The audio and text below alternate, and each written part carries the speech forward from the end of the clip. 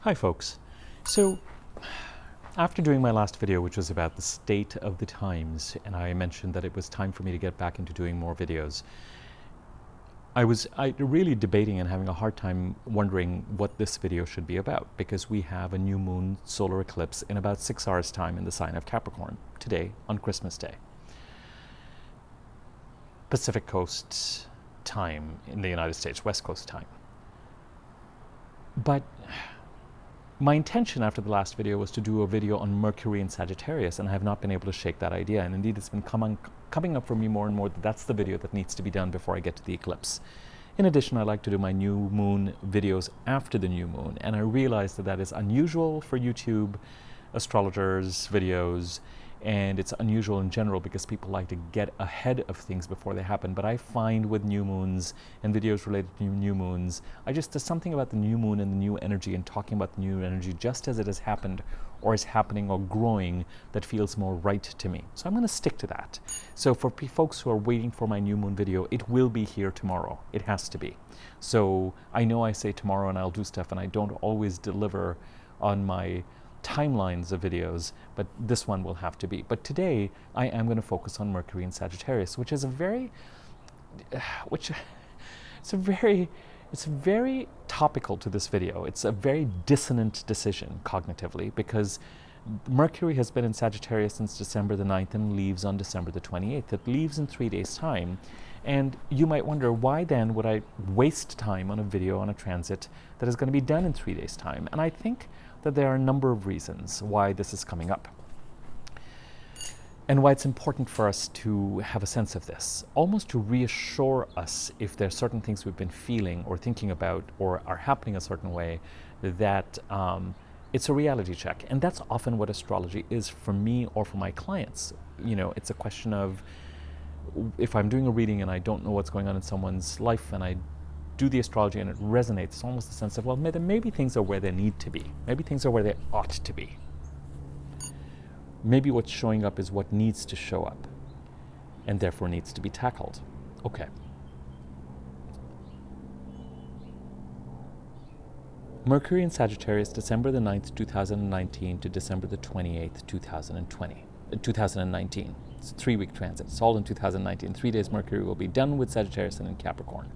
In the last video, which was about the state of the times, I reminded you that this has been a fall, we're now in winter, known as Scorpio season, October, November, December, and I still exhorted you that whenever it comes to wherever Scorpio is in your chart, number one. Number two, when it comes to scorpionic themes of financial and emotional enmeshments, our first priority still is to take action against a sea of troubles and to set our boundaries till January the 3rd, and that it's becoming increasingly difficult to do so because the planets are moving on to different areas. And the sign of Capricorn is getting heavier. We're starting to look ahead, which is why there's a need to finish up what needs to be finished up and try to put it behind you. The reason why I'm doing the Mercury and Sagittarius video is that the next sign from Scorpio is Sagittarius, and as I committed to doing more videos more rapidly, given the state of the times, it felt logical to talk about the sign of Sagittarius again. As I have mentioned in previous videos, the heavier signs, or the signs that have unusual activity currently, are the signs of Scorpio and the sign of Capricorn, and in between them is the sign of Sagittarius, which is acting as, and so far has acted as, a personal guidepost, an independent, intuitive, truthful sign to remind us of our own goals and our own sense of truth as we've been negotiating and dealing with financial and emotional enmeshment. So as we've been dealing with the heaviness of Scorpio season, as planets have moved into Sagittarius one by one, in the middle of all of this, at least we've had something that connects us to a sense of truth and sense of who we are, and a sense of personal morality, a sense of rightness, a sense of being connected with God and being connected with Spirit. The transits in Scorpio are normal transits in terms of their intensity and the fact that they're happening on an annual basis. And I'm talking about transits of the faster moving planets, Mercury, Venus, Mars, the Sun, new moon, stuff like that. Scorpio was unusual because we had so many planets going through it at the same time and doing this kind of relay handoff, and we had Mercury retrograde there in November. Capricorn is unusual, Scorpio, Sagittarius, Capricorn, because we have a massive number of planets there right now, and Mercury joining them in 3 days. And we have a new moon solar eclipse in Capricorn, which keeps the sign of Capricorn active for the next 6 months. More on that tomorrow. After Capricorn comes the sign of Aquarius, and I feel compelled to share this with you. And again, Aquarius has what I will call normal annual transits, but then we have the sign of Pisces, and the next sign that's going to experience an intensity of activity as early as January, but certainly increasingly as we head into February and March, is the sign of Pisces. So these alternate water and earth signs, Scorpio, Capricorn, and Pisces, is where the intensity is at. And the signs of Sagittarius and Aquarius are somehow trying to help us navigate through the intensity of current events. So the action and the activity and the intensity is in the parts of the chart and the signs that have to do with our emotions and our emotional involvements and enmeshments and our emotionality, and also with the sign of Capricorn with regard to our sense of achievement and building things and what it is that we're here to do and going towards some idea of success. Whereas the compass is being placed onto the fire signs, our sense of passion and our sense of truth with Sagittarius, and an air sign, Aquarius, with regard to remaining inquisitive and rational through these emotional and earthly, financial,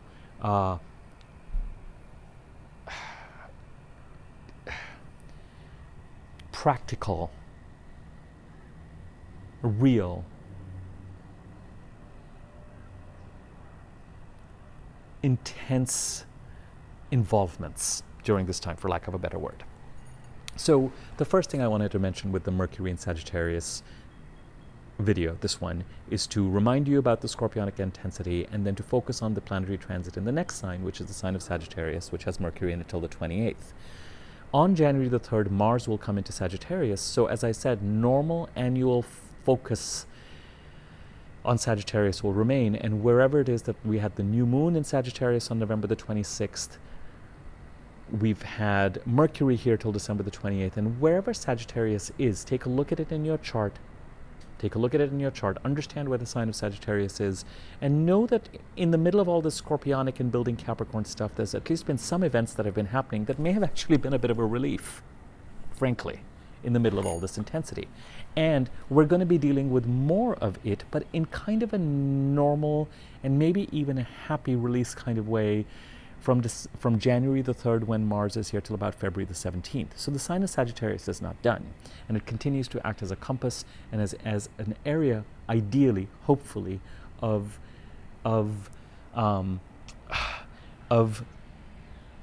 interesting and happy and relaxed occurrences in the middle of all this scorpionic and Capricorn stuff that is going on. I'm also, because I'm doing videos going sign by sign and planet by planet, and that seems to be what is desired of me at this point in time. The second thing about Mercury and Sagittarius is that whenever I talk about transits, a reminder and a request to look at them literally first and foremost. Where is Sagittarius in your chart? What house does it occupy? What themes stand for that house and are living in that house and are present in that house? And answer the question really simply.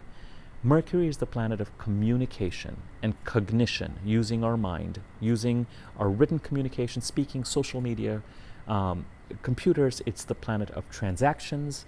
It's the planet of commuting and vehicles and cars and, just kind of normal commuting. It's a planet of fitting into your immediate environment and processing the information that you're getting. But do not underestimate, at the end of the day, communication in our modern world, emails, writing, speaking, talking, that's what Mercury stands for. And the immediate question to ask when you're looking at a transit is, where's Mercury transiting? Where is it in your chart? And really, at this point in time, just answer the question, has there been greater communication about where Sagittarius is in your sign from December the 9th to December the 28th? And I am kind of willing to put money on this and say the answer will be yes. There's a lot that has been lost in astrology and videos and social media posts where everything has become very complicated and intricate. And I think for us generally, astrology is most useful and maximally useful when we look at the transit simply. Mercury is the planet of what? Communication. It's transiting where? Sagittarius. What house does Sagittarius occupy in my chart?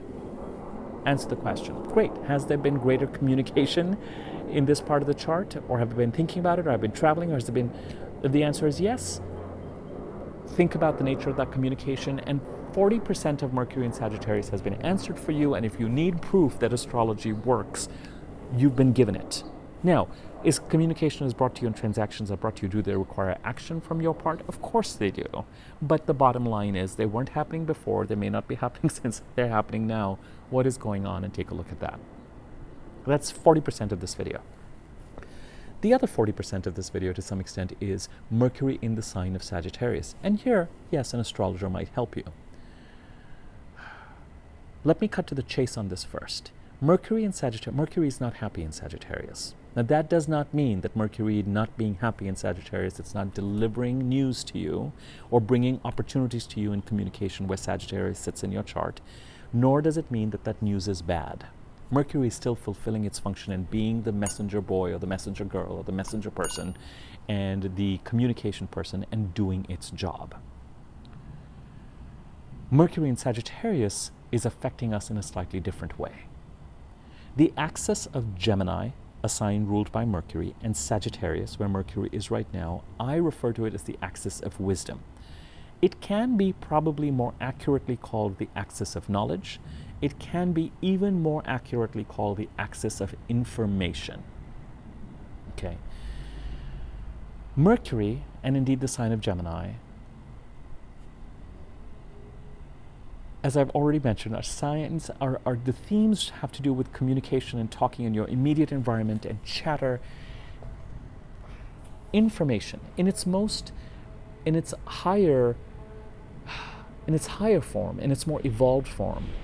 Both Mercury and Gemini stand for our ability to use information that we're getting around us and using that information to secure success. The idea being that both using the information that we're getting from around us, whether it is colleagues or networks or friends or siblings or relatives or cousins or neighbors or where we work, whoever affects our lives on a day-to-day basis. Traditionally, this would be siblings. Traditionally, this would be neighbors. Traditionally, this would be relatives. Traditionally, this would be people who you are living around. In the modern context, often this has more to do with colleagues or the people you are in an office with, the people who are around you. Mercury, therefore, is a planet that rules or stands for siblings and relatives and cousins to some extent, traditionally, because going back thousands of years, they would occupy your immediate environment and neighbors. But now the definition has changed, and I find that colleagues and office environments and resumes and sales and meetings and interactions and talking on projects, all of that, and understanding how to use communication around you to know how to navigate politics in a neighborhood, politics in a family. All of that is Mercury. A lot of that is Gemini. A lot of that is Gemini. Not all of it, but a lot of that is Gemini. In its higher forms, it is processing that information in an evolved manner and using it to secure success in an evolved manner.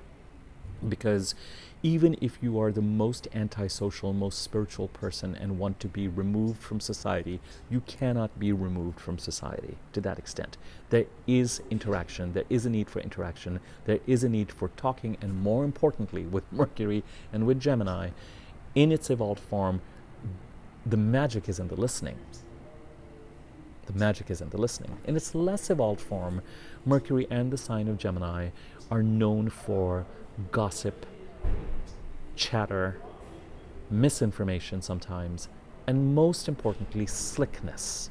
I'm going to use what I'm getting around me to secure my success in slick and astute ways. The political person, the social butterfly. Okay. Sagittarius, in its most evolved form, is a sign that is associated with us connecting with our truth, us moving out of the well that we live in, us moving out of our environment, out of our siblings and relatives and neighbors and our immediate environment, and connecting with our truth. It is a sign of foreign travel. It is a sign of long distance travel. Foreign travel in the olden days might simply have been going from one village to a town. That's foreign travel. Today we associate it with different countries, but maybe it's Los Angeles to San Francisco. That would be foreign travel, long distance travel. It's whatever brings you out of your immediate preoccupations and travels you, or some of this is literal, some of this is higher education would be considered a Sagittarian thing. But I don't, I think of it more in terms of spiritual education. It's a spiritual sign in its most, it's a sign that connects you with your truth, and it's a sign that connects you with God. The idea of the polarity being that you are not connected with God necessarily when you are around your siblings and your relatives and your colleagues and you're communicating. In order to be connecting with the truth, you need to step away from it all, and you need to go somewhere else.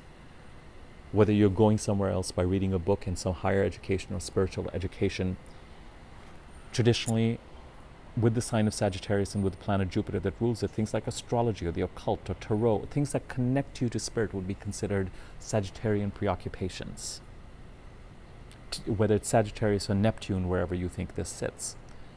In the modern world, Uranus has started to play a role in this, which I know Uranus facilitates intuition, but I think it's in a very different way. More on that in a different video. So, in its higher form, the sign of Sagittarius is more solitary, more removed, more interested in connecting with the truth, more interested in stepping away from the noise and the chatter and the information of day-to-day life and your neighborhood and your colleagues and your siblings and your relatives, and giving you the space to connect with your own truth and your own compass. In a less evolved manner, Sagittarius and people with a strong Sagittarian placement, a sun or an ascendant especially, tend to be extremely pontificating. And you might think that's a very minor criticism. It isn't, because it is not unusual to find people with a strong Sagittarian placement having very firm and clear ideas how others around them should behave. They will often find themselves in and position themselves in being an advisor. I have a sun in Sagittarius. They will often position themselves in the place of being an advisor and feel like and get into a place of judging another person's situation and getting off on the fact that people come to me for advice and I know what is right for them, and they start to become these kind of chess players for people around them. And this is a less evolved Sagittarian trait, because the beauty of the sign of Sagittarius lies in not knowing. And what lesser evolved Sagittarians fall into in terms of the trap is acting like they know it all. I know what is right for you. I know the solution for this. I'm going to give you the spiritual advice. I am going to pontificate. Okay? It's all, whether you look at Mercury, whether you look at Sagittarius, it's all information, it's all communication, it's all knowledge. The question is, how is it being used? When Mercury is in the sign of Sagittarius, it is in its opposite sign and it is in its fault. It is not happy. Why? Because the planet of chatter and information and gossip and dealing with real things is in the sign of intuition. And the biggest and most immediate thing, the whole purpose of my doing this video, is to say that if over the past 3 weeks you have felt a dissonance between what your intuition and spirituality, what your connection with spirit is telling you, and how you have been acting in terms of your ability to communicate or act on it in communication, if there has been a dissonance there, then you know why. Because the planet of communication, Mercury, which does so well with and relies on concrete facts, give me a message and I will go deliver it. Even if it's gossip, even if it's bullshit, even whatever it is, give me something. But when it's in the realm of your soul knowing something, the mind struggles with trying to understand what that intuitive knowing is. It questions it, it dismisses it, it tries to put words around it. And when Mercury is in other signs or in signs where it is more balanced, the link or connection between our intuition and the planet of communication is actually better and more effective, and the intuition is able to express itself in a much better form. When the planet Mercury is sitting in Jupiter's house as a house guest, when the interactive planet that likes to be connected and likes to talk and likes to go play with its siblings and friends and colleagues and is in this kind of solitary place of reflecting with one's truth, it is ill at ease, and it will act in one of two ways. Either it will not know how to communicate and it'll just kind of freeze, or else it will become rebellious. If you felt that you have been getting communications that are false, not true, wrong, bullshit, then that's Mercury, it's actually the wrong time to do that, because Sagittarius and Jupiter will succeed. If you have sent communications over the past 3 weeks that have been somehow furtive or somehow slick or somehow hand in glove or somehow naughty or somehow untruthful, not completely representative of the truth, you may find as time goes on that they don't stick, that they have been seen through. In the sign of Sagittarius, and when the sign of Sagittarius is active, intuition is strong. With Mercury in Sagittarius, it's as if our wings have been removed somehow and we just can't fly with our intuition, because the planet of communication does not know how to process things. And in addition, the cognitive dissonance comes from the fact that the planet of communication is acting on an understanding of things that is old. And as our intuition is updating with what is going on around us and getting fresher and wider and more accurate downloads, we may have had a plan to send communications and emails and writing and have conversations of this, and this, based on what we know and understand. And our intuition is trying to say, no, that has changed. Who you thought were your allies may not be, or who you thought were working against you or acting in ways that you don't like may actually, there's all this updating happening. So the planet of communication and your plans and your execution is still wanting to act in ways in the lane that it is in. But somewhere there's this thing going, wait, more is happening here that I am not completely aware. And so the planet of communication is just like, do you want me to go here? Do you want me to shoot this arrow? Do you want me to deliver this message? I'm still going to go ahead and deliver this message because this is what we thought 3 weeks ago. And somewhere intuitively and with the message, there's this thing happening at a soul level that's like, wait a second, things are being revealed. And the planet of communication does not know what to do or how to act. The reason for this video, and why I think for some reason this video needed to be communicated and not the solar eclipse video today, is to tell you that if this is how you've been feeling for the past 3 weeks, then there's a reason for it. And that in 3 days, Mercury is going to move into the sign of Capricorn, and the ability to communicate in ways, and this is already, if you find that this is changing for you now, I find that when a planet is starting to move into the next sign, the energy of the next sign is already activating a few days before. So if you find that your communication is starting to become more concrete, more practical, more ready to achieve certain ends, then that is only going to get stronger as you get into the 28th. If you have found over the past 3 weeks that there has been a certain amount of dissonance between your intuition and your higher self and your knowing and your ability to process it, communicate it, act on it, if you felt that you have received communications that may not be completely accurate and your intuition is making you just look at them like, what is this? Or if you found that, foolishly, you have sent communications that you think were either you thought you would get away with or have not been truthful. Remember, Sagittarius is the sign of truth. So Mercury might act rebelliously by saying, I'm going to stick to the older plan, and I'm going to stick with my plan, and I'm just going to send this message just to spite my host, Sagittarius. Then, too bad, because there will likely be consequences. The communication may still hold, but who you're sending it to, karma is interesting in the way consequences are delivered to all of us. So, just, I'm glad that Mercury is moving into Capricorn.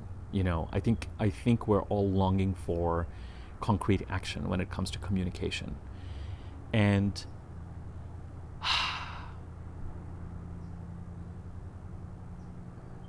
the sun moved into Capricorn on the 21st or 22nd. We have the new moon solar eclipse later today. And whatever this is bringing to us, the planet of communication is also going to come in here. So we're going to find that this new moon in Capricorn is going to be winged with Mercury's wings in terms of communication pretty soon and pretty shortly. The third thing that I think that this video was trying to just convey is to say, pay attention to the fact that the planet of communication has been in Sagittarius. So if you know where Sagittarius is in your chart, see what communications have come through in that area. And as I said, they don't have to be negative. Mercury will still do its job. Okay. This is a transit that is now ending. Whatever these communications are, one more thing I'll mention, whatever these communications are that have come in over the past 3 weeks related to the sign of Sagittarius, just make a mental note and see when Mars comes in here on January the 3rd and is here till the middle of February, whether you're going to be acting on them. And that's not on all communications. It's not even on the shady communications you may have been receiving. It is on the communications you have received or thinking or communicating or processing or cognitive processing of anything related to where Sagittarius is in your chart. See if whatever messages, whether it's you processing or messages that have been brought to you over the past 3 weeks or so, whether you won't find yourself acting on them from January the 3rd of 2020 to about February the 7th of 2020 when Mars is in Sagittarius. Is it going to be the most active part of your chart? No. That shortly is going to be Capricorn. Until January the 3rd, it's still more of a priority to go ahead and set boundaries and take action on where Scorpio is in your chart. I know I sound like a broken record, but I'm going to keep saying it. But I did want to cover Mercury and Sagittarius before we move into the next sign of Capricorn tomorrow, with the new moon lunar solar eclipse occurring in a few hours' time. Okay, if you found this video useful, share it wherever, however you like, or whoever you want to share it with. Feel free to like the video, subscribe to my YouTube channel, click on the bell icon next to the subscribe button to click on the bell icon next to the subscribe button to be notified when I do new videos, including what I'm going to do on the eclipse, which will be an important video. And feel free to use my email address to contact me if you would like a reading, or if you have questions about readings, or if you would like me to create an easy to read version of your chart that'll tell you which sign occupies which part of your chart. You will need to know your birth time for that. Okay, enough said. On to the new moon solar eclipse video next. But in the meantime, just some food for thought. Thanks. Bye.